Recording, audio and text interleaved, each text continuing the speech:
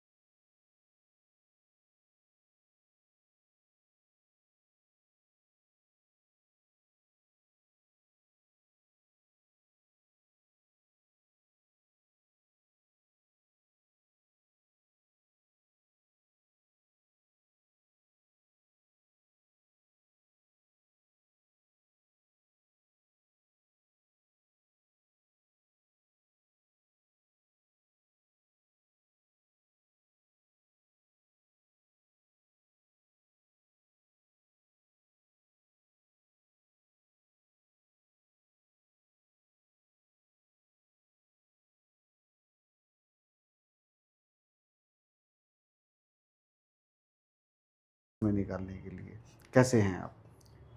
नमस्कार। संवाद का हार्दिक आभार व्यक्त करती हूँ और सभी को नमन करती हूँ। संवाद कौशल के माध्यम से हिंदी की अभिव्यक्ति का जो अवसर आप मुझे प्रदान कर रहे हैं, ये हिंदी के लिए एक बहुत गर्व की बात है। ठीक है, तो इस हिंदी यात्रा बोलूँगा मैं आज। अक्सर संवाद की यात्रा बोलते हैं। ये हिंदी यात्रा को की शुरुआत करते हैं ताकि दर्शकों को, और सबसे ज़्यादा जब हम पॉडकास्ट की बात करते हैं और हम बात करते हैं संवाद की, तो हमारा फोकस होता है उस जनरेशन पे जो जनरेशन हिंदी को अभी भी तुच्छ समझती है। जो भाषा विदेशों में इतनी सराही जा रही है, जिसको केंद्र सरकार और माननीय प्रधानमंत्री नरेंद्र मोदी जी जिस पे इतना जोर दे रहे हैं, और आपने विभिन्न यात्राएं की हैं, हिंदी के भाषण आपने तमाम देशों में जाकर हिंदी के भाषण दिए हैं, तो ताकि उस जनरेशन को हिंदी का महत्व पता लग सके। और मेरा सबसे पहला प्रश्न जो हमेशा अतिथि से होता है, पृष्ठभूमि और आपकी उपलब्धियाँ। पृष्ठभूमि इसलिए नितांत आवश्यक हो जाती है ताकि मेरे दर्शक आपसे जुड़ सकें। आप किस पृष्ठभूमि से आते हैं, वहाँ से शुरुआत करेंगे। जी धन्यवाद। बड़ा सुंदर प्रश्न है आपका। पृष्ठभूमि को मैं मानती हूँ कि जैसे इतिवृत्त होता है कि जिस बिंदु से वह प्रारंभ होता है उसी बिंदु पर जाकर उसका अंत होता है, तो इसी प्रकार से मनुष्य के प्रारंभिक जीवन से लेकर अब तक की यात्रा को यदि जानने का जो बेहतरीन तरीका है वह यही है कि उसकी पृष्ठभूमि से उसे आंका जाए। तो मेरी पृष्ठभूमि, मैं परम सौभाग्यशाली हूँ। गंगा तट हरिद्वार पर मेरा जन्म हुआ और जो प्रारंभिक शिक्षा और परवरिश हुई वो मेरे ननिहाल हुई। ननिहाल में हिंदी के करीब शायद मैं उसी दिन हो गई थी जब मैं ननिहाल में मेरी परवरिश हुई, क्योंकि मुझे संस्कृत हिंदी की नानी लगती है। अरे वाह, सुंदर। तो हालांकि मैं प्रतीक रूप में हिंदी को चुन रही हूँ, लेकिन प्रतीक रूप में मेरे जैसी कई स्त्रियाँ होंगी जो हिंदी के रूप में अपने आप को देख सकती हैं। मेरे पिताजी कनखल से थे और शिवालिक और बिल्वगिरी और नीलगिरी पर्वत के बीच की जो एक रेखा है, जो विभाजन रेखा है, वो गंगा थी। गंगा के पार पिताजी थे, गंगा के इस पार माँ थी, और दोनों के विवाह के बाद में शिव जी के आशीर्वाद से शायद मेरा जन्म हुआ। और जो मेरी परवरिश थी उसमें सबसे ख़ास चीज़ यही थी, ये पर्वत श्रृंखलाएं जिनको मैं छतों पर ननिहाल में देखा करती थी। बहुत सुंदर, बहुत और सुंदर। अक्सर बच्चों से कहा करती थी, देखो दूर दूर ये पहाड़, जानते हो उसके बाद दुनिया ख़त्म हो जाएगी। मामा की बेटियां कहती थी, बुद्धू पर्वतों के पार और पर्वत है। मैं नहीं जानती थी क्योंकि मैंने माँ की सीमित यात्राएं देखी थी, लेकिन माँ कमरों में ही बैठ के बहुत सारे ग्रंथ, पुराण, साहित्यिक पत्रिकाओं का अध्ययन करती थी। और आपको शायद इस पॉडकास्ट के ज़रिए से मैं बता पा रही हूँ कि माँ विनय नंदिनी के नाम से छद्म वेश में कविताएं लिखा करती थी। सुंदर। और वह इतनी संकोची थी कि वह कभी अभिव्यक्ति नहीं देती थी।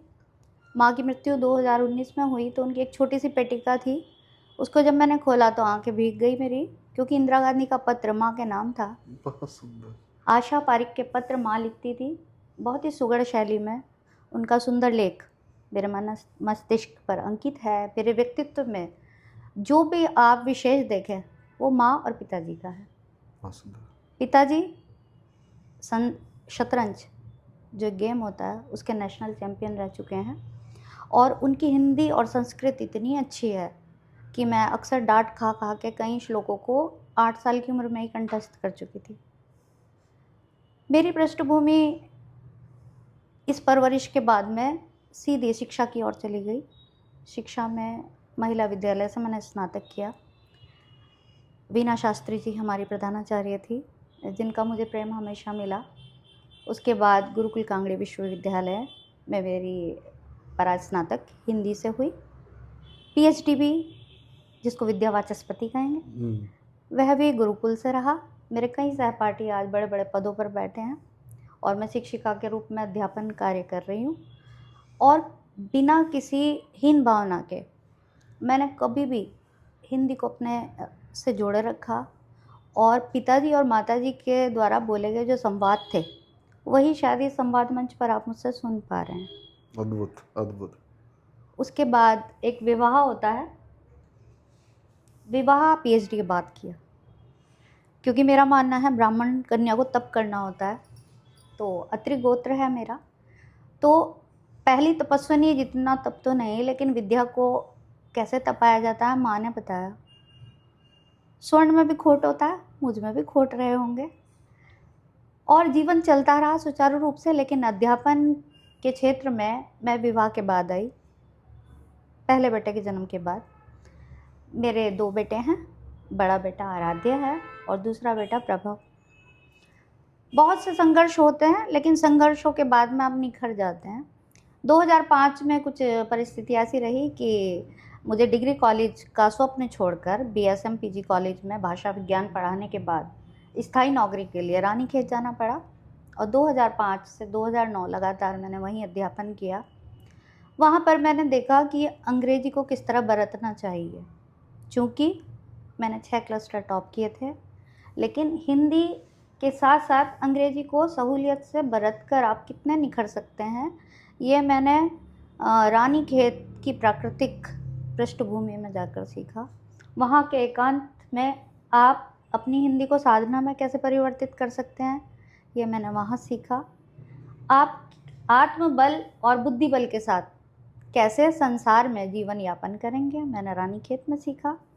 उसके बाद जैसे गंगा पुकार रही थी 2009 में, एक छोटा सा नदिया पार एक गांव है, आपने गाना सुना होगा, बूझ मेरा क्या नाम रे, नदी किनारे गांव रे। मैंने कभी जीवन में गांव नहीं देखा था दीपक जी। मुझे बड़ा प्यारा एक गांव मिला, मेवड़ कला।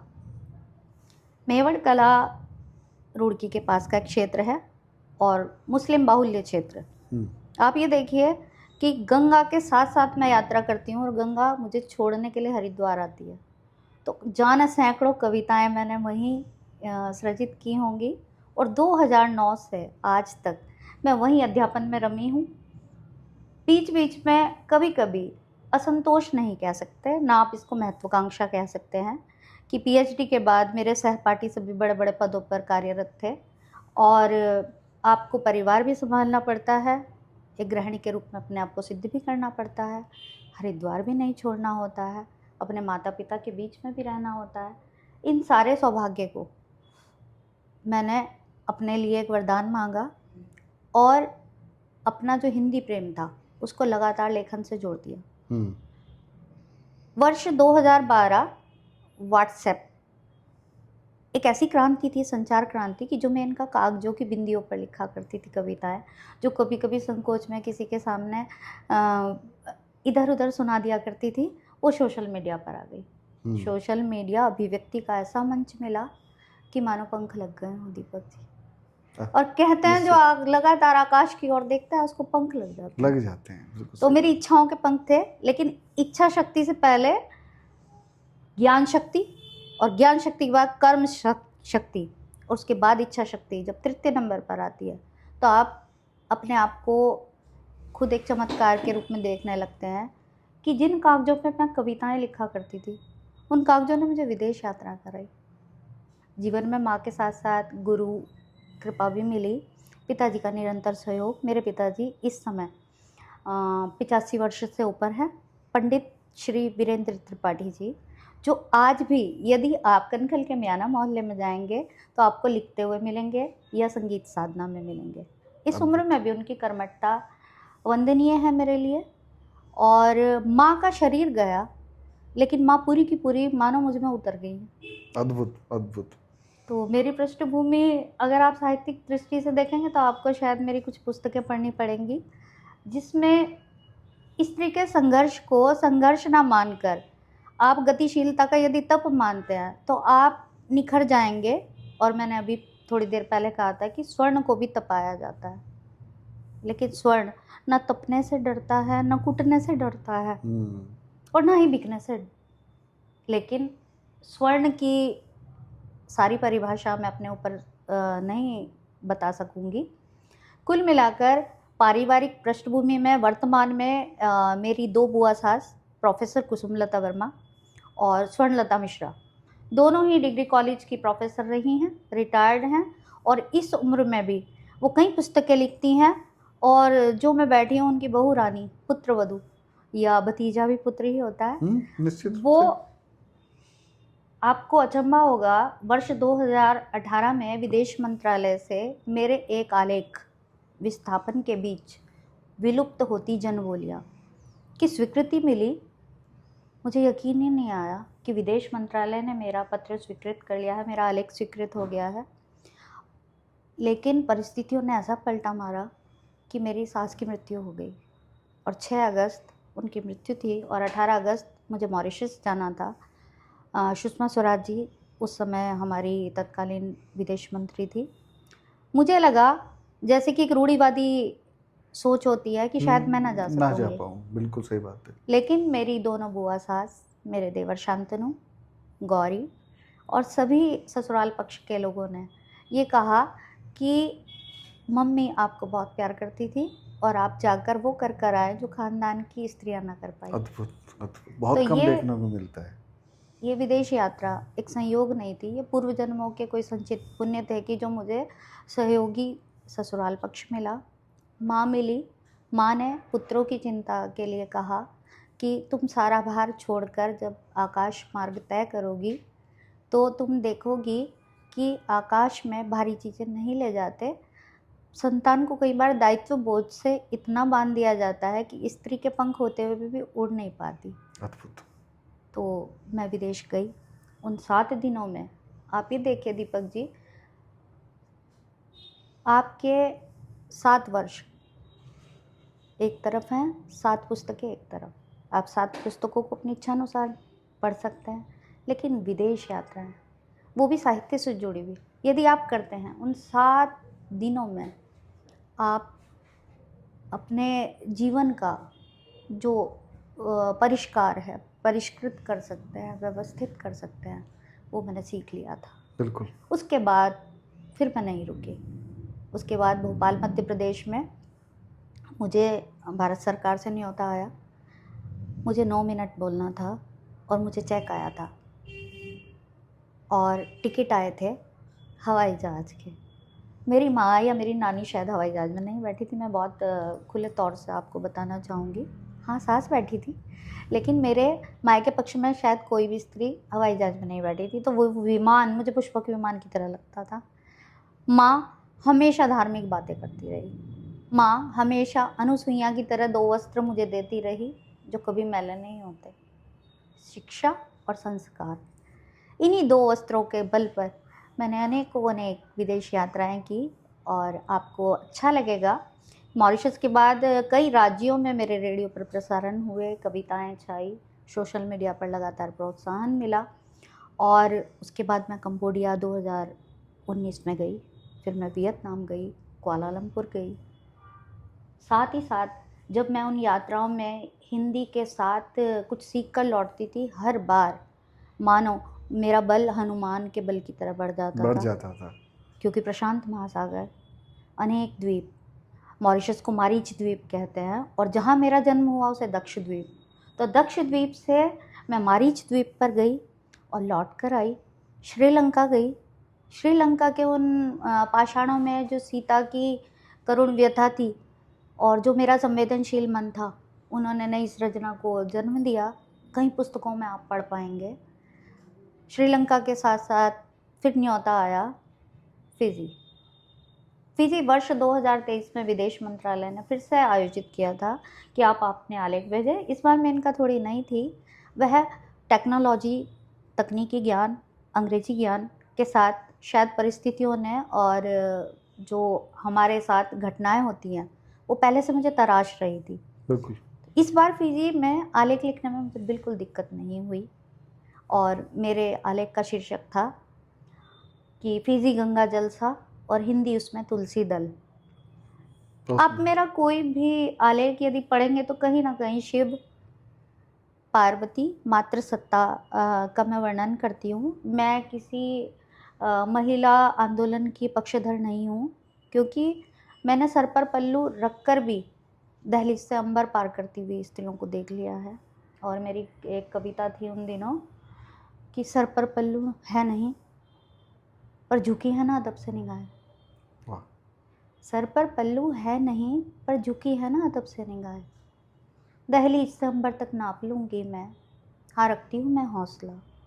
सीता की सगी हूँ मैं और मीरा की बहन। मुझे नहीं पता था कि बहुत तालियां मिली थी मुझे, और मेरी एक कविता, बहुत घरेलू सी कविता जो रेडियो पर कई बार उसका मंचन हुआ, तिकोने पराठे। तिकोने पराठे, हाँ, तिकोने पराठे एक कविता थी।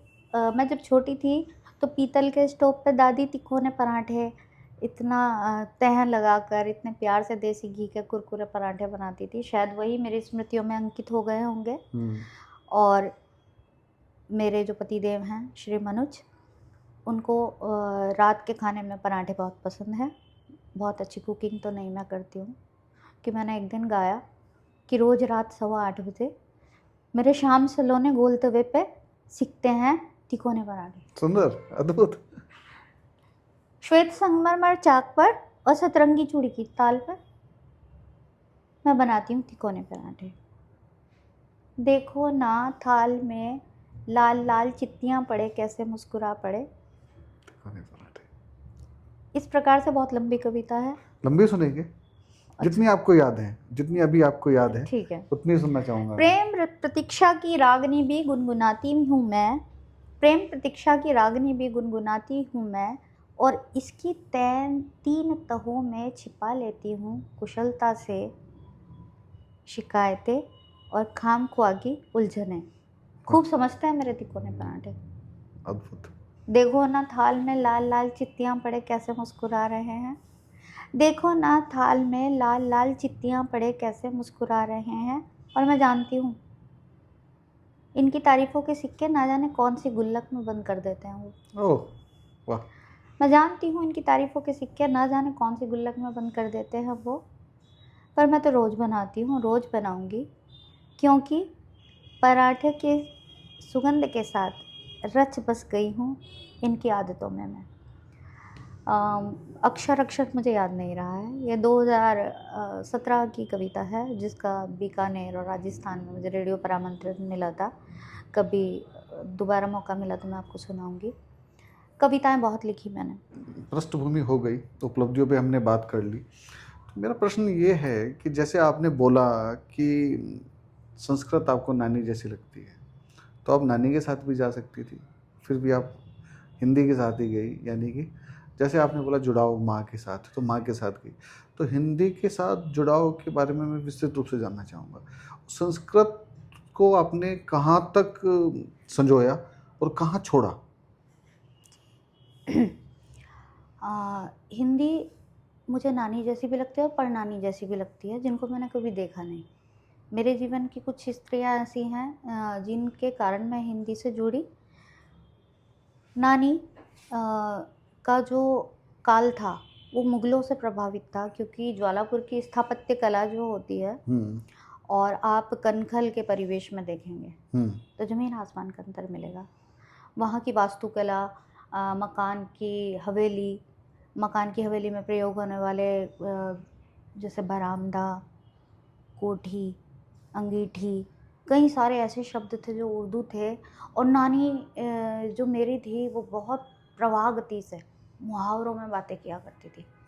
हम बच्चों को समझ नहीं आता था ये किस तरीके की भाषा है, लेकिन माँ विशेष तौर पे नवरात्रि के दिनों में बहुत तेज तेज उच्चारण के साथ दुर्गा सप्तशती का पाठ करती थी। और मैं जीवन के प्रथम 12 वर्ष ननिहाल में बिता कर आई थी। संस्कृत हालांकि मेरे पाठ्यक्रम में थी और मुझे एक शिक्षक भी पढ़ाने आते थे, और उन्होंने लकार क्या होते हैं और धातु क्या होती है ये शायद मुझे बचपन में ही सिखा दिया था। आज शिक्षिका के तौर पे मैं देखती हूँ धातु को एल्युमिनियम या लोहा समझते हैं, जबकि क्रिया को धातु कहते हैं। संस्कृत मुँह चढ़ी नहीं थी। उन दिनों मैं इंग्लिश बहुत अच्छी पढ़ा करती थी। स्मृतिनाथ एक स्कूल हुआ करता था ज्वालापुर में, संगीता टॉकीज के पास, वहाँ पर मैं 4th क्लास तक पढ़ी। और मेरी माँ शायद जो खुद नहीं कर सकी थी वो मेरे लिए करती थी। वो इंग्लिश की कॉमिक्स लाया करती थी। पहले ज्वालापुर में एक दुकान हुआ करती थी सराफा बाज़ार के करीब, वहाँ से चंपक और कई सारी पत्रिकाएं वो लाती थी और मेरे पास ढेर लगा देती थी। जैसे आजकल के बच्चे कार्टून से लगाव रखते हैं, 6-7 साल की उम्र से मैं बहुत फ्लो में इंग्लिश की मैगजीन्स और कॉमिक्स पढ़ती थी।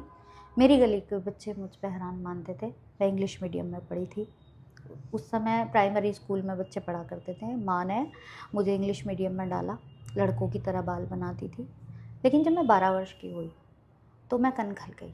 कनखल के माहौल में संस्कृत बहुत घुली थी। पिताजी बहुत अच्छी संस्कृत बोलते हैं और बोलते रहे हैं, तो वो जब हमको डांटना होता था तो वो संस्कृत में ही डांटते थे। और जिस प्रकार से गालियाँ होती हैं, आपको दीपक जी बहुत हैरानी होगी, वो मुझे उजबक कहा करते थे। हाँ, उजबक एक गाली है, वो उजबक पुराने समय में इस्तेमाल होती थी। एक बात बोलते थे, अहमक हो क्या तुम? अहमक हो क्या तुम, सही बात है। तो अब मैं भाषा विज्ञान से जुड़ी। भाषा विज्ञान मेरा प्रिय विषय है हिंदी में। तो मैंने देखा उजबक की बड़ी गूढ़ व्याख्या रही है।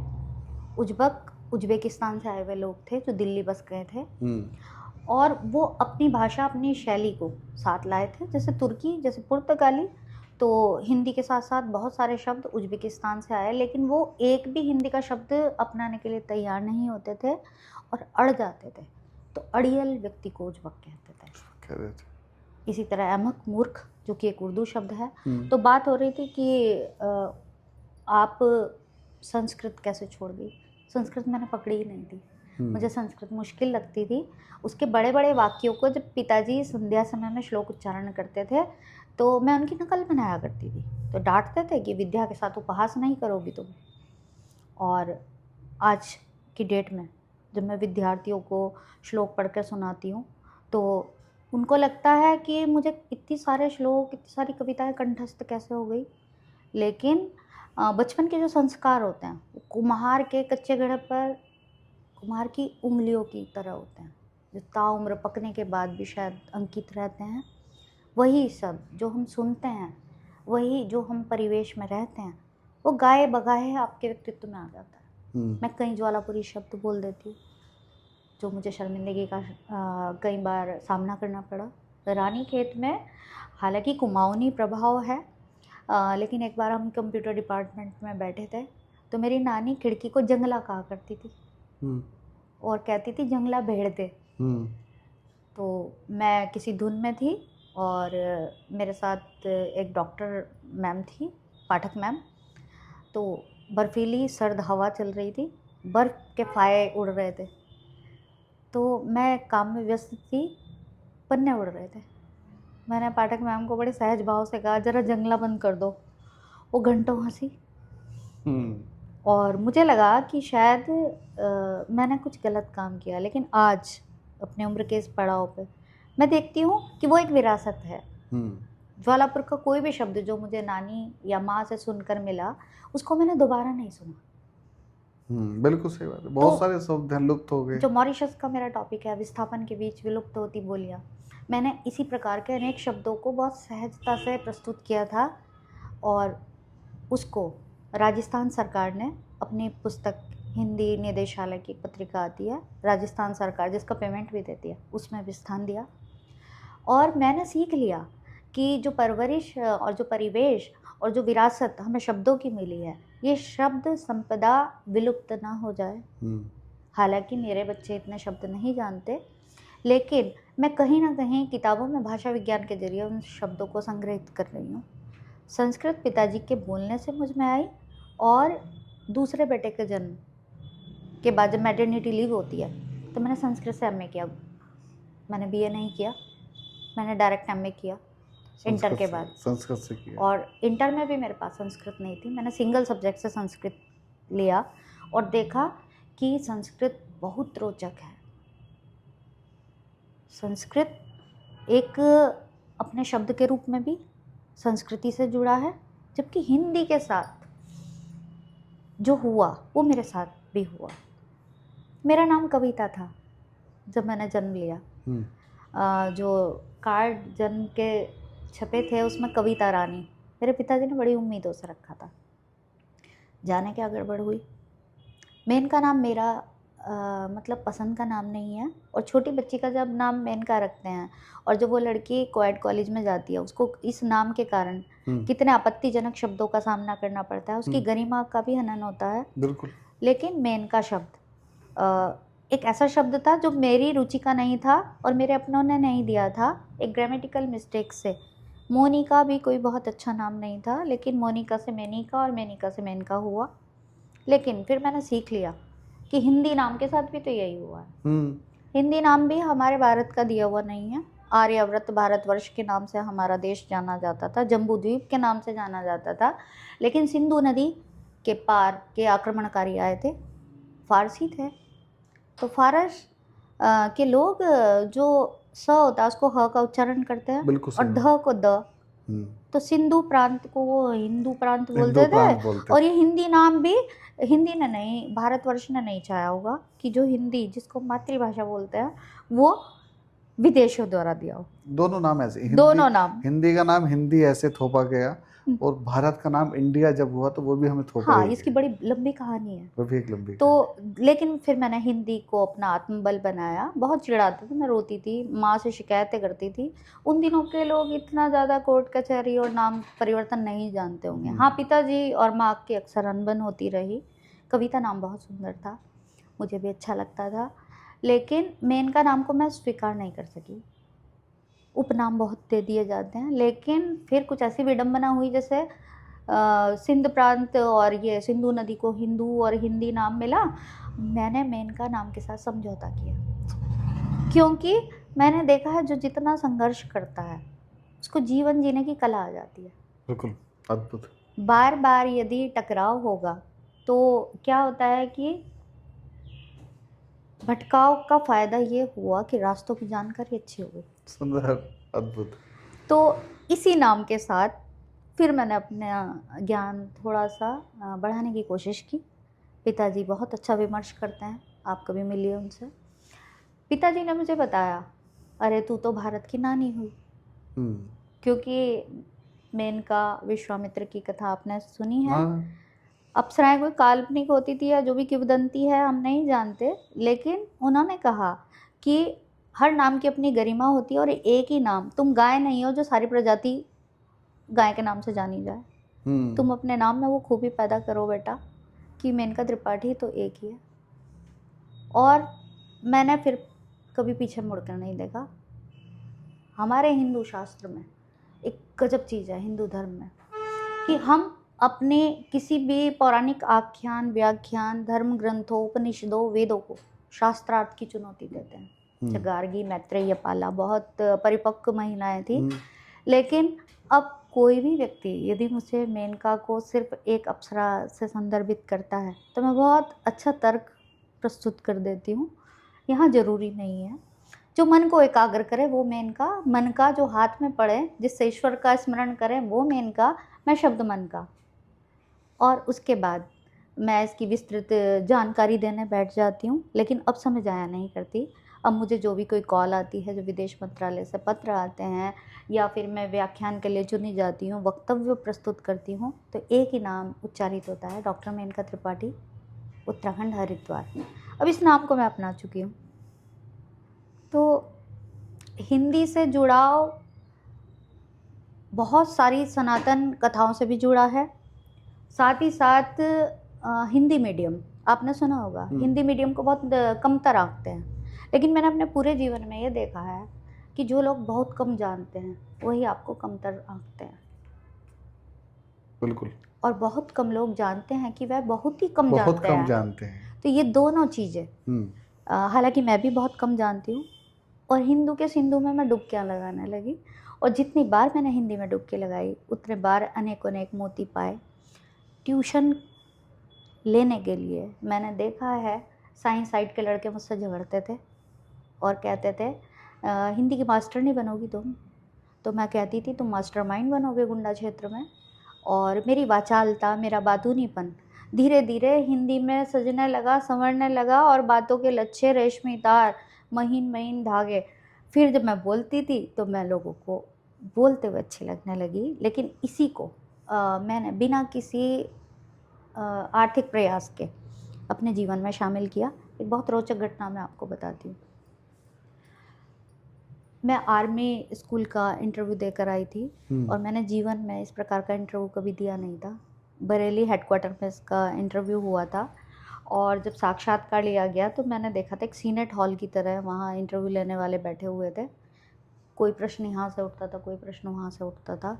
मैंने बिना झिझके जब उत्तर देकर मैं घर आई तो एक दिन कॉल आया कि तुम आर्मी स्कूल की टीचर बन चुकी हो, 6 क्लस्टर टॉप किए हैं, कोई भी क्लस्टर आप चुन सकती हो। मैं बहुत इतराई, और मैंने माँ के सामने बहुत इतरा के कहा, बड़े बोल बोलते हैं बच्चे। मैंने कहा अगर देखो हमने अपने बल पे, देखो माँ 6 क्लस्टर टॉप किए, उम्र कम थी तब मेरी, इतनी नहीं थी, और अगर आप मुझे इंग्लिश मीडियम में पढ़ाती, जैसे 4th क्लास तक आपने मुझे पढ़ाया, तो मैं कहाँ जाती, मैं तो ऑफिसर बन जाती। माँ ने कहा बेटा मैं तो अशिक्षित ही मान, 10वीं पास हूँ, लेकिन अपना व्यक्तित्वहीन होने के बाद तेरा व्यक्तित्व गढ़कर तुझे उसी जगह भेजा है जहाँ मैं तुझे पढ़ा नहीं सकी जिस स्कूल में, तो उस स्कूल के बच्चों को पढ़ाएगी। मैं बहुत शर्मिंदा हो गई थी। माँ ने 100 बात की एक बात ऐसी कह दी थी कि जबान पे ताले लग गए थे। उसके बाद मैंने कभी बड़ा बोल नहीं बोला, और फिर धीरे धीरे डिग्री कॉलेज में जाने की इच्छा बलवती होती थी, क्योंकि महत्वाकांक्षाएं आदमी के जीवन में आती रहती हैं। तब मैं मुंशी प्रेमचंद जी और बहुत श्याम सुंदर दास, रामचंद्र शुक्ल को देखती थी। कोई भी डिग्री कॉलेज में नहीं पढ़ाता था। मैं उनसे बातें करने लगी, और मैंने अपने मित्र बना लिए कि आज मैंने प्रेमचंद से बात की, आज मैंने महादेवी से बात की, और किताबी दुनिया में मैंने खूब गोते लगाए, और हिंदी मेरा प्रिय विषय बन गई। क्योंकि पढ़ने का शौक़ बचपन में माँ ने लगाया। उनका जो कहानी और पौराणिक कथा सुनाने का अंदाज था, बहुत हंसमुख रही है मेरी माँ, श्रीमती सुमन त्रिपाठी। उनके उस अंदाज को शायद मैंने कहीं अपनी शैली में जगह दी। दादी के सौम्य व्यक्तित्व को शब्दों में गढ़ा, आकार दिया। और मैं आपको सच बताऊं, लोग एकांत से घबराते होंगे, मुझे एकांत में इन कवियों से, इन लेखकों से बातें करना बहुत पसंद है, और हिंदी मेरी हॉबी बन गई। तो आज के दौर में जो बच्चे हैं वो हिंदी के प्रति कैसा रुझान रखते हैं? आप जैसे शिक्षिका हैं तो आप क्या जान, क्योंकि आज एक मिथ है कि हिंदी से अगर आप आगे के जीवन में जाएंगे तो आपको हिंदी से काम नहीं चलेगा, इंग्लिश व्यवहार की भाषा है और आनी ज़रूरी है। तो वो कहीं ना कहीं, जैसे अभी आपने बात की थी, हिंदी को कमतर आंकते हैं। तो उसमें आप कैसे बच्चों का जुड़ाव हिंदी के साथ करते हैं? दीपक जी ताली एक हाथ से नहीं बजती है। मैं अपने विषय में एक बात कह पाऊँगी कि प्रबल इच्छा शक्ति और जिजीविषा और जीवंत शैली मरे हुए में भी प्राण डाल देती है। ये जज्बा और ये जिम्मेदारी एक शिक्षक और शिक्षिका की बनती है, चूँकि वो सिर्फ विषय वस्तु को स्पष्ट करता है। आपकी बातें कितनी देर तक किस व्यक्ति से की जा रही हैं, वो दोबारा बात करेगा या नहीं करेगा, ये पहली मुलाकात तय कर देती है। पहली मुलाकात तय करती है। तो आप यदि हिंदी को प्रेम करते हैं और आप शिक्षक की जगह गुरु बन जाते हैं, तो मैं दावा करती हूँ कि हिंदी से कोई भी मोहब्बत करेगा। पहली मुलाकात से मुझे याद आया, जैसे आपने पहली मुलाकात, तो पहला मैंने जो आपका एक भाषण सुना था, आपको याद होगा हम लोग मिले थे पुरुषोत्तम दास जी की पुण्यतिथि पे, नहीं, जन्म दिवस पे, जन्म दिवस पे एक कार्यक्रम आयोजित हुआ था। और पुरुषोत्तम दास टंडन जो भारत रत्न है, वो मेरे लिए नए थे। इसको स्वीकार करने में मुझे कोई ये नहीं है कि मुझे नहीं पता था, उनके विषय में नहीं पता था। उनके विषय में इतनी सारी जानकारियाँ आपने उस 10 मिनट के भाषण में जो दी, तो उस दिन का वो भाषण आपका तो कहीं ना कहीं हृदय पटल पे अंकित था कि आपको यहाँ होना चाहिए। हिंदी को लेके और बहुत सारे ऐसे वो तो राजऋषि रहे हैं, पुरुषोत्तम दास टंडन जी तो राजऋषि रहे हैं। आज के बच्चे उनके बारे में जानते भी नहीं। ऐसी बहुत सारी विभूतियाँ हैं जिनके बारे में नहीं जानते, क्योंकि एक दौड़ चल रही है, बस एक दौड़ चल रही है, 80-90% की एक दौड़ है। आप कॉन्वेंट स्कूल से करके चले जाओ, आप फटाफट डिग्री ले लो, फटाफट प्राइवेट सेक्टर में चले जाओ। आज की डेट में कोई साहित्यकार नहीं बनना चाहता, बहुत कम हो गए, साहित्यकार कम हो गए। कवि होना अपने आप में अब तो ठीक है, सोशल मीडिया, जैसे आपने बताया कि सोशल मीडिया है, सोशल मीडिया के आने के बाद थोड़ी कवियों की इज्जत बढ़ी है। नहीं तो जैसे हास्य में कह देते हैं कि भाई क्या करते हो, कि कवि हूँ, कि चलो कवि तो हो, करते क्या हो ये बताओ, क्योंकि कवि से पैसा तो नहीं आता था ना। तो कविताएं लिखना, साहित्यकार अब बहुत कम आने लगे। पहले एकांत में साहित्य और ये लेख लिखना और ये सब चीज़ों की एक अलग लेवल का इज्जत मिलती थी जी। तो आज का जो युवा है वो इन सब से कहीं ना कहीं दूर भागता है जी। और हिंदी को लेकर खास तौर पे वो कहीं ना कहीं अपने आप को थोड़ा कमतर आंकता है कि अगर मैं हिंदी में नमस्कार करूँगा, इसके बजाय हाय हेलो के बजाय अगर मैं हिंदी में नमस्कार करूँगा तो मेरे बोलने से ही मुझे हिंदी भाषी समझ लिया जाएगा और मुझे कहीं ना कहीं मैं डाउन चला जाऊँगा। जबकि जब हम बात करते हैं, हिंदी इतनी सरल भाषा है, इतनी प्यारी भाषा है, तो इस विषय में जैसे आपने बोला कि शिक्षक होने से बेटर है कि हम गुरु बने। तो और देशों में जब आप जाते हैं तो वहाँ हिंदी का कैसा सम्मान पाते हैं, उन लोगों की क्या राय है हिंदी को लेके? आपने ज़मीन देखी है और आसमान भी देखा होगा, तो अर्श से फर्श और फर्श की जगह में अर्श पर पहुंचकर मैंने देखा कि हमें अपनी कमियों को स्वीकार करना चाहिए। जापान का व्यक्ति, हालांकि हिंदी विश्वविद्यालय हैं, वहाँ के कई प्रोफेसर हमें मिलते हैं सम्मेलनों में, लेकिन जापान का व्यक्ति जापानी बहुत सहजता से बोलता है। कंबोडिया का कोई भी प्राणी यदि कंबोडियन लैंग्वेज या वियतनाम के लोग अपनी भाषा, मूल भाषा, अफ्रीका के अफ्रीकन लैंग्वेज में बोलते हैं, वो एक दूसरे को गंवार नहीं कहते। हमारे देश में ओछा चना बाजेगा ना, दंभ, मिथक, भ्रम और अफवाह के कारण कितने युद्ध हुए, देश टुकड़ों में बटा, और हल्के स्तर के लोग ही शायद ऐसा कह पाते हैं। लेकिन जब मैं विदेशों में जमावड़ा देखती हूँ और वहाँ के लोग एक भी शब्द इंग्लिश या अन्य भाषा का प्रयोग ना कर हिंदी में संभाषित होते हैं। जैसे कि मैं आपको एक उदाहरण देती हूँ, कजाकिस्तान एक रूस के पास सटा हुआ देश है। कजाकिस्तान की बहुत प्यारी प्यारी मेरी सखियाँ हैं। हिंदी विभागाध्यक्ष प्रोफेसर दारिगा कोकोनेवा और मेरियल्ट, उनके नाम लेने में ही मुझे पहले तो बड़ी झिझक हुई, लेकिन दरिगा जिस प्रकार से मेरे साथ हिंदी में धारा प्रवाह गति से बातें करती हैं तो मैं मुग्ध हो जाती हूँ। इसी प्रकार से श्रीलंका की प्रोफेसर अमीला जब राम भजन मुझे सुनाती हैं, रामचरितमानस की चौपाइयाँ मुझे व्हाट्सएप पर भेजती हैं और थोड़ा संकोच में गड़ जाती हैं कि मेनका जी मैं आपकी तरह प्रवाह से क्यों नहीं बोल सकती। तो मैं सोचती हूँ कि हिंदी को इतनी प्रतिष्ठा और हमारे देश में इतनी अवहेलना, तो मुझे सड़क किनारे संतानों द्वारा छोड़े गए माँ बाप की याद आ जाती है। कि जो अपने माता पिता को शायद वो सम्मान नहीं दे पाते और अकड़ कर अपने वर्चस्व को स्थापित कर कर बड़े बड़े पदों पर पहुंच जाते हैं। तो मूलतः भावना का फ़र्क है। हिंदी को आप भी माँ का दर्जा दे रहे हैं, हिंदी को मैं भी माँ का दर्जा दे रही हूँ, लेकिन माँ के बिना कोई अस्तित्व नहीं होता। एक अनाथ शिशु जिसको माँ का आँचल ना मिला हो, उससे आप पूछ कर देखिए। तो हिंदी के प्रति अगाध स्नेह रखते हैं बाहर विदेश के लोग। फिजी के राष्ट्रपति ने स्वयं खड़े होकर एस जयशंकर जी के सामने शोले फिल्म का डायलॉग वर्ष 2023 में मेरे सामने सुनाया। और जब वो शोले फिल्म का डायलॉग बोल रहे थे गब्बर वाला, तो मैंने देखा कि यहाँ के प्रधानमंत्री और राष्ट्रपति हिंदी को लेकर कितने उत्साहित हैं। आपको मैं बताऊं, आज के व्यक्ति को यदि हम साहित्यकार कहें, जैसे आप मेरे नाम के साथ साहित्यकार अगर जोड़ रहे हैं, तो मैं थोड़ा संकोच महसूस करूंगी। साहित्य सृजना तो एक साधना है। निराला जी के पागलपन से पूछिए, प्रेमचंद जी की फटेहाल स्थिति से पूछिए, मरणोपरांत उनके नाम पर पैसा खाने वाले लोग जब जयंती मनाते हैं, तो मैं आपको बता दूं, शायद आप जानते ही होंगे, मुंशी प्रेमचंद जी एक निर्धन टीचर थे, हाँ, अध्यापक। और जब उनकी मृत्यु हुई तो मृत्यु का कारण जानेंगे तो हैरान रह जाएंगे। बहुत भावुक और संवेदनशील कथा है ये छोटी सी, कि उनके पास पैसे नहीं होते थे कि जो आलू ही खरीद लाएं।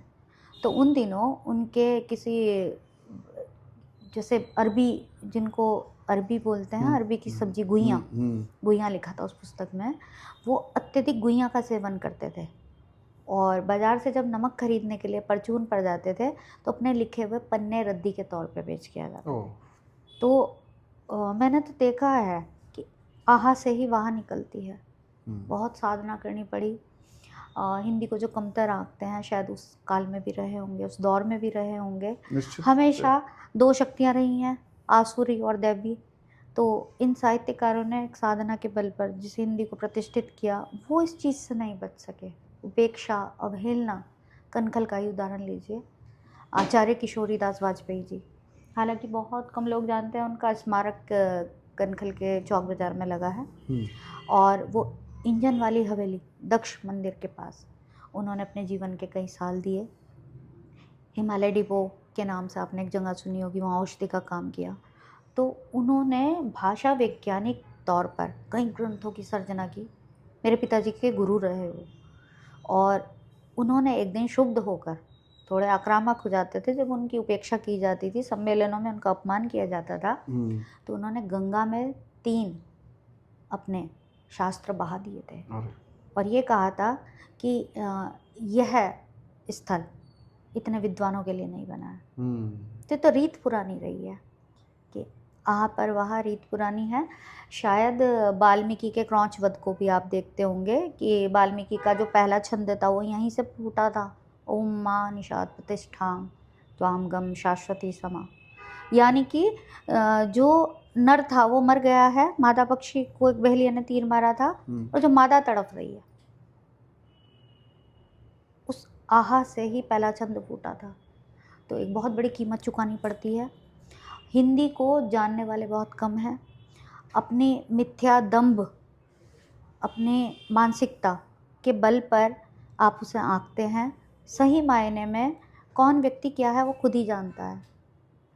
अधिक प्रदर्शन से, अधिक प्रचार से उसकी गरिमा भंग होती है, लेकिन उसे बहुत पीछे धकेल दिया जाता है। तो हाशिए पर खड़े हुए लोग, इस दर्द की मैं व्याख्या अधिक नहीं करना चाहूँगी। तो मैं जैसे आज की जो सरकार है वो हिंदी को लेकर काफ़ी कार्य हो रहा है। विगत 10 सालों में, 10-11 सालों में हिंदी को लेकर बहुत सारे कार्य हुए। हम हिंदी को लेकर लगातार बातें कर रहे हैं मैम।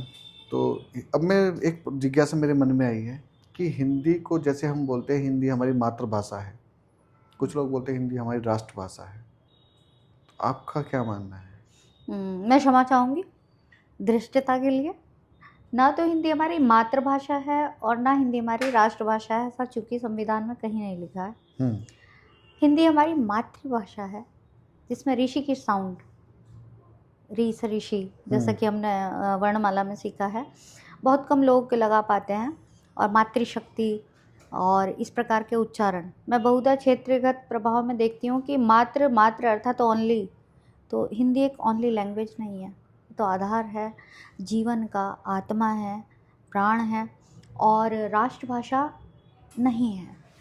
और मैं देखती हूँ कि कई लोग हिंदी को छोटे मोटे भाषणों में इस तरह निपटा देते हैं जैसे कि कोई एक छोटा मोटा कार्यक्रम हो।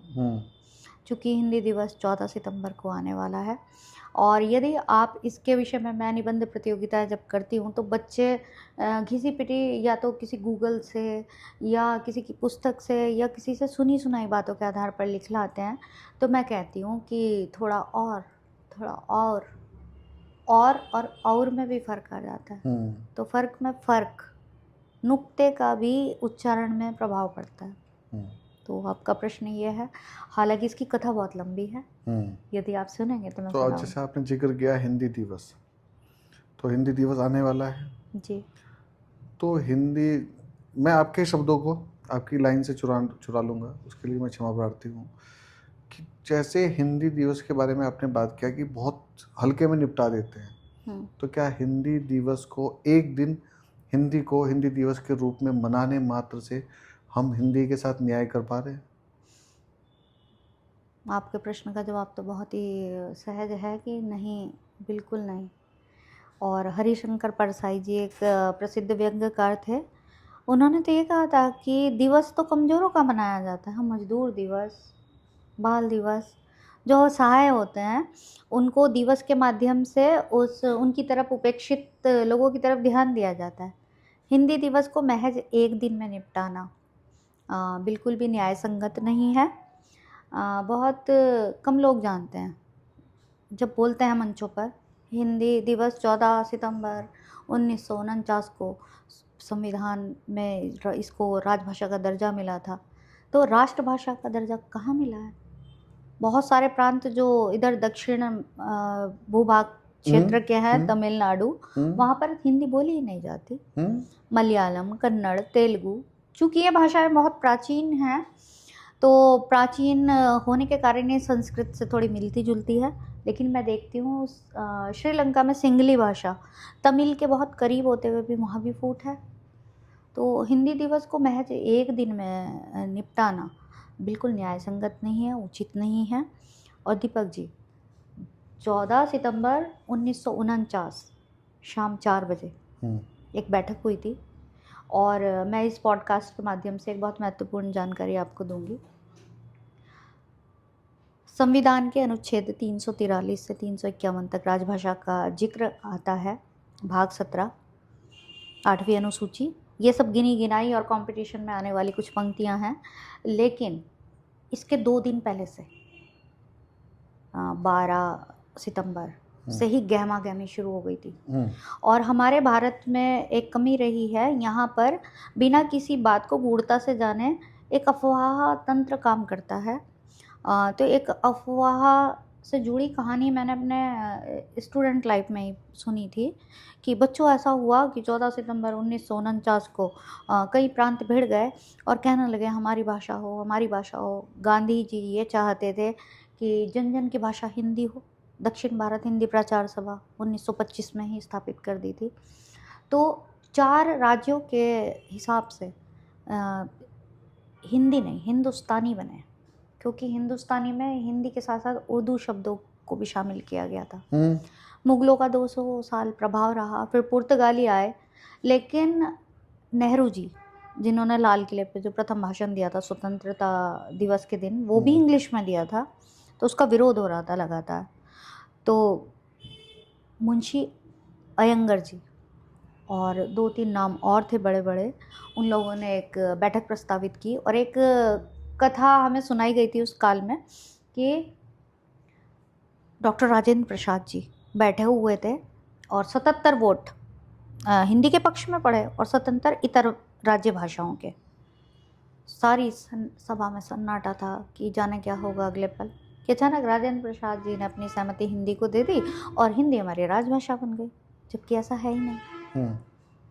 ये सिर्फ सुनी सुनाई बात है, आजकल के मोबाइल की रील की तरह कि चंद मिनटों में एक जानकारी प्रसारित की गई। तब सोशल मीडिया भी इतना सशक्त माध्यम नहीं था जन जन तक बात जाए, ऐसा नहीं हुआ था। उसके लिए पूरे 2.5 दिन की बैठक चली थी। 2.5 दिन की बैठक में विचार विमर्श हो रहा था बहुत गंभीर तरीके से कि कुछ समस्याएं आ सकती हैं, जैसे कि जो पुराना तंत्र है, जो पुरानी चीज परिपाटी चल रही थी, उनके अनुवादक नहीं मिलेंगे। और हिंदुस्तानी जन जन, क्योंकि हिंदू मुस्लिम सब बंटवारा भले ही हो चुका था, लेकिन हिंदुस्तानी में उर्दू शब्द बहुत ज़्यादा शामिल थे, तो आप छलनी कैसे करेंगे हिंदी शब्दों को, शब्दावली कैसे बनाएंगे, तकनीकी समस्याएं आ जाएंगी। तब मुंशी अंगर जी ने एक प्रस्ताव पारित किया और सहमति जताई कि उसका भी एक इलाज है। उसका इलाज ये है कि राजभाषा के साथ एक सहायक भाषा के रूप में अंग्रेजी को रख लिया जाए। हम आपका विरोध नहीं कर रहे हैं, लेकिन हिंदी को राजभाषा इसलिए बनाया जाए क्योंकि मानसिकता की गुलामी बहुत बड़ी गुलामी है। अंग्रेजों ने जिस प्रकार से शिक्षा प्रणाली को नष्ट किया है, मैकाले शिक्षा पद्धति को नष्ट किया है, तो ये गड़बड़ अब नहीं होनी चाहिए भविष्य में। और आपको जान के बहुत अच्छा लगेगा कि चाहे इंग्लिश की बात करें या 22 हमारी राज्य भाषाएं हैं, जिसमें क्रम से कश्मीरी, सिंधी, पंजाबी, हिंदी, कन्नड़, तेलुगु, मलयालम, उर्दू, संस्कृत, मराठी, गुजराती, असमिया, उड़िया, तमिल, तेलुगु, कन्नड़, ये पूरी गिनी गिनाई 22 भाषाएं। उस समय सिर्फ 15 भाषाएं थी। अच्छा। 15 भाषाओं में 4 राज्य अपनी भाषा की मांग करते थे, और उनकी मांग मैं समझती हूँ थोड़ी थोड़ी जायज़ भी थी, क्योंकि वो संस्कृत पर जोर दे रहे थे, क्योंकि हमारा ओरिजिन जो है वो संस्कृत है। और हिंदी, हिंदू, हिंदुस्तानी, इन शब्दों में थोड़ा सा विदेशी प्रभाव था। विदेशी गुलामी के बाद अब बिल्कुल गुलामी की बेड़ियाँ वो मुक्त करना चाहते थे, लेकिन एक प्रैक्टिकल एडवाइस के साथ में सभी राज्यों में। जब बंगाल के राजा कितने बड़े बड़े लोग थे, सुभाष चंद्र बोस और ये तिलक, गोखले, गुजराती पटेल। आप आज देखिए गुजराती तो मोदी जी भी हैं, हिंदी को सपोर्ट करते हैं। तब राज्यों में, सब राज्यों में फूट नहीं थी। उनके तर्क थे और उनकी तर्क सम्मत जो बुद्धि काम करती थी, उनकी भी बात सही थी। लेकिन सर्वसम्मति से 9 राज्य एक साथ जब मिले, तो आप जानते हैं कि 4 लोगों की भी सहमति मिली होगी, तभी जाके हिंदी को राजभाषा का दर्जा मिला। जब आप बीए, ग्रेजुएशन या पोस्ट ग्रेजुएशन लेवल पर हिंदी को आप पढ़ेंगे, तो बहुत ही अनुक्रम में आप पाएंगे राजभाषा, राज्यभाषा, राष्ट्रभाषा। इनको तीनों को हम पृथक करके बच्चों को बताने की कोशिश करते हैं कि राजभाषा सरकारी कामकाज की भाषा, राष्ट्रभाषा निश्चित भूभाग में बोली जाने वाली ऐसी भाषा जो भावनाओं से चलती है। बिल्कुल। राजभाषा भावनाओं से नहीं चलती है। उसके लिए प्रैक्टिकल आउटलुक होना बहुत ज़रूरी है, क्योंकि जो मसौदे सरकारी कानून तय किए जाते हैं, उसी के साथ सुप्रीम कोर्ट, हाई कोर्ट के जो वकील थे, उनकी भाषा अलग है, तकनीकी शब्दावली अलग है। उन सब के लिए राजभाषा हमारी हिंदी है, लेकिन राष्ट्रभाषा के लिए आपको जान के हंसी आएगी, एक मुहावरे में निपटा रही हूँ, ना नोमन तेल होगा, ना राधा जी नाचेंगे। सारे के सारे राज्य सहमति देंगे ही नहीं। तमिल एकमात्र ऐसा राज्य है जहाँ पर हिंदी बोली नहीं जाती, नहीं तो 6ठी तक, 5वीं तक। असमिया, मेरी कई मित्र रहती हैं उन राज्यों में, तो बताते हैं कि हिंदी से बैर भाव तो नहीं है, लेकिन वो अपनी मूल मातृभाषा, अपनी जनभाषा को बोलते हैं जो उस इलाके में होती है। और आपको और हमें भी गुरेज नहीं होना चाहिए कि ज्वालापुर की जो खड़ी बोली है, आप ब्रिज में जाएंगे तो, और या लखनऊ में जाएंगे तो आप पाएंगे बहुत रफ एंड टफ हम बोलते हैं, तो हम वाणी से पहचाने जाते हैं। तो राजभाषा अलग हुई, राष्ट्रभाषा अलग हुई, राज्यभाषा यानी राज्यों की पृथक पृथक भाषाएं। तो इन चीज़ों को महीन रूप से वही समझेगा जो सुनेगा। एक चीज़ इस पॉडकास्ट के माध्यम से मैं और कहना चाहूँगी हिंदी दिवस पर, कि हिंदी दिवस महज एक दिन में मंच पर चढ़कर भावनाओं में बहने वाला भाषण ना बनाए। भावनाओं से इतर आप तर्क और मुद्दों से हिंदी का मैसेज या संदेश दूसरों तक प्रसारित करें, क्योंकि गूढ़तम गहन अर्थों को जब तक नहीं समझेंगे तो भावनाओं से हिंदी मेरी बिंदी है, हिंदी मेरा चंदन है, हिंदी अभिनंदन है, मात्र 2 मिनट की तालियों की गड़गड़ाहट आपकी हिंदी के प्रति सच्ची भक्ति को व्यक्त नहीं करेगी। माना कि भावुक हैं आप, लेकिन भावुकता से काम नहीं चलेगा। तो हिंदी दिवस पर एक मेरा सभी छात्रों को या सुनने वालों को एक निवेदन है कि दृश्य और श्रव्य जितने भी संचार के माध्यम हैं या संवाद कौशल की जो प्रतिभा रखते हैं, आपका ये पॉडकास्ट, तो इसमें एक क्वेश्चन और आपका आंसर यहाँ जुड़ रहा है कि अंग्रेजी तरक्की की एक भाषा है। नहीं, इंग्लिश एक सीढ़ी है और हिंदी सिंहासन। अद्भुत, अद्भुत। तो आप उस सीढ़ी का सहारा लीजिए। जैसे पॉडकास्ट के समय, पॉडकास्ट एक इंग्लिश शब्द है और जो सामने माइक लगा है, डाइस, ये कैमरास, इनको यदि मैं हिंदी में अनुवाद करना शुरू कर दूं तो ये उपहास का पात्र मैं हिंदी को बनाऊंगी।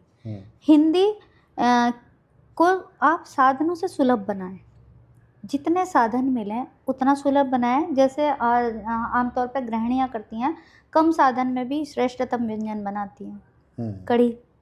कड़ी उदाहरण है कि मीरा बोलती है, दधी मती घृत काढ़ी लियो, डाली दही छोई।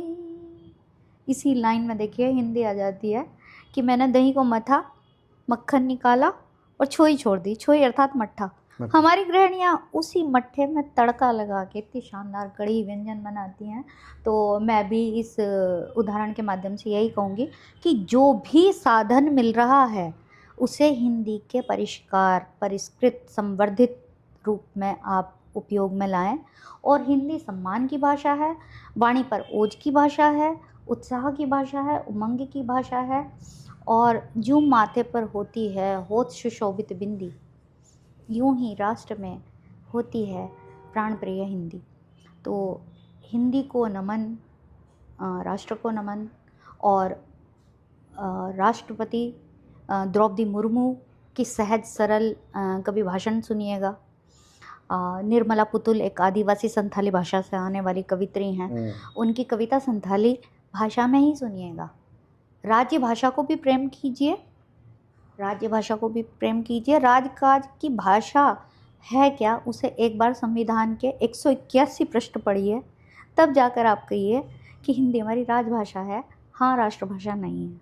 तो महज संवादों में अपनी बात को कह पाना एक छोटी भर कोशिश है। मैं भी इतनी विद्वान नहीं हूँ, ना मैं विदुषी हूँ, लेकिन हिंदी को मैंने जितना जाना है, रोज़ रोज़ उतनी जानने की इच्छा, उत्सुकता, कौतूहल मेरा बढ़ता जाता है। ये आज के छात्रों को भी चाहिए कि वो अपने कौतूहल को जगाए रखें।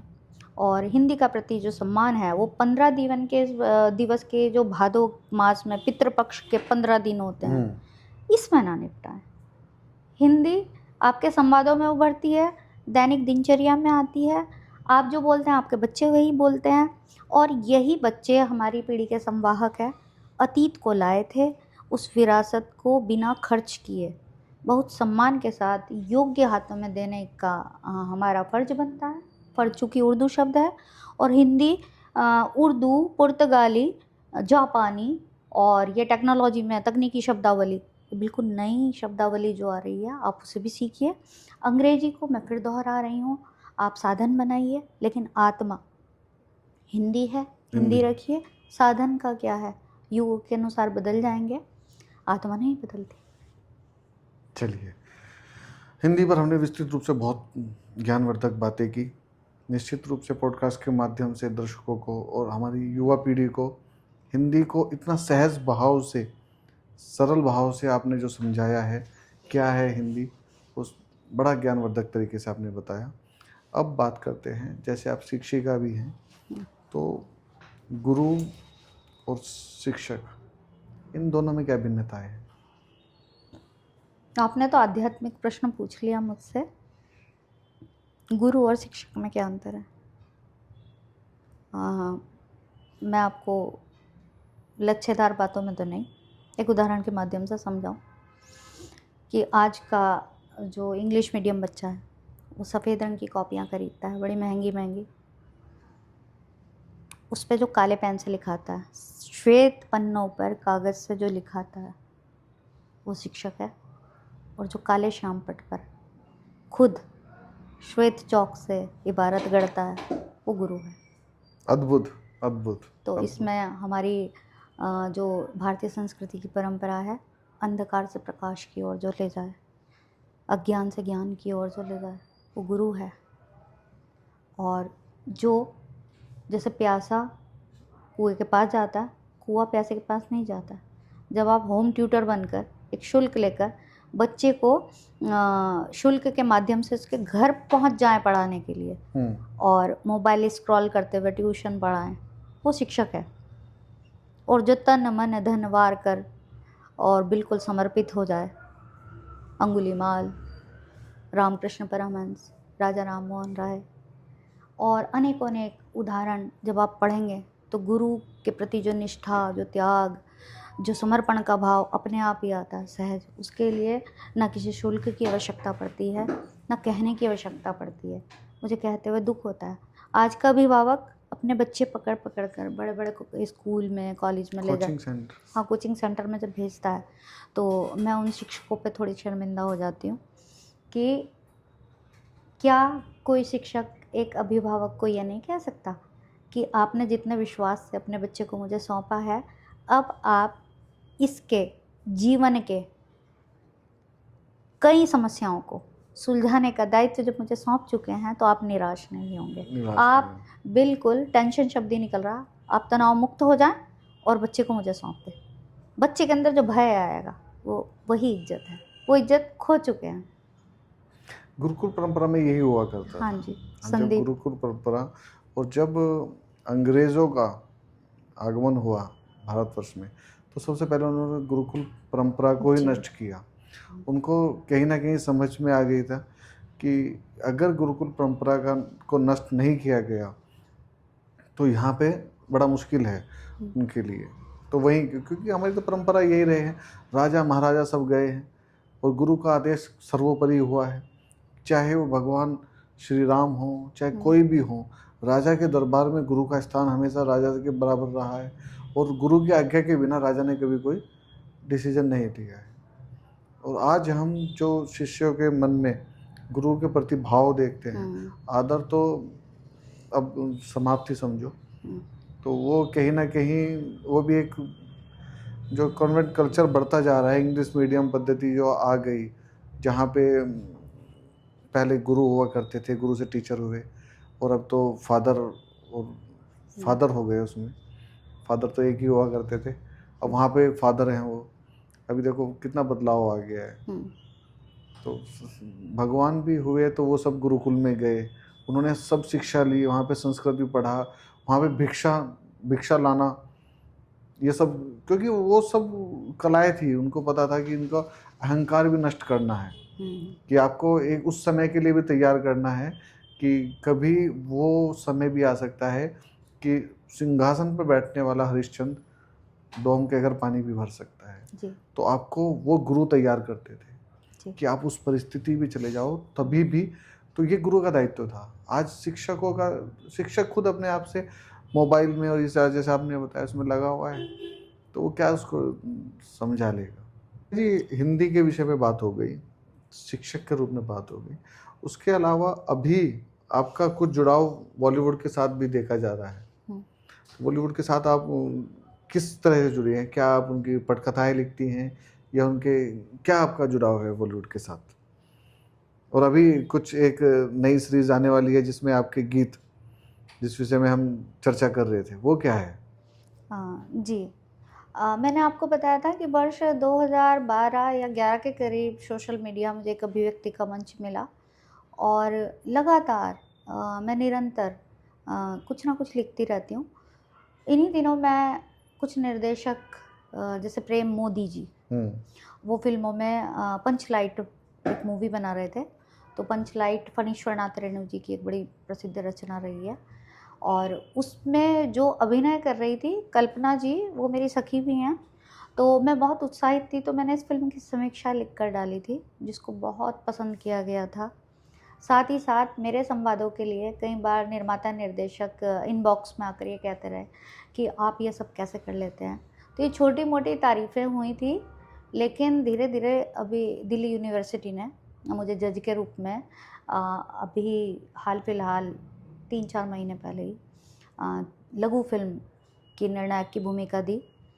तब उसी बीच में बागवान समर प्रोडक्शन के जो को डायरेक्टर हैं धीरेंद्र डिमरी जी, जो उत्तराखंड से बिलोंग करते हैं। उनका एक मैसेज आया कि मेनका जी, मैं विगत 9 वर्षों से आपको जानता हूँ और आप भी मुझे जानती होंगी।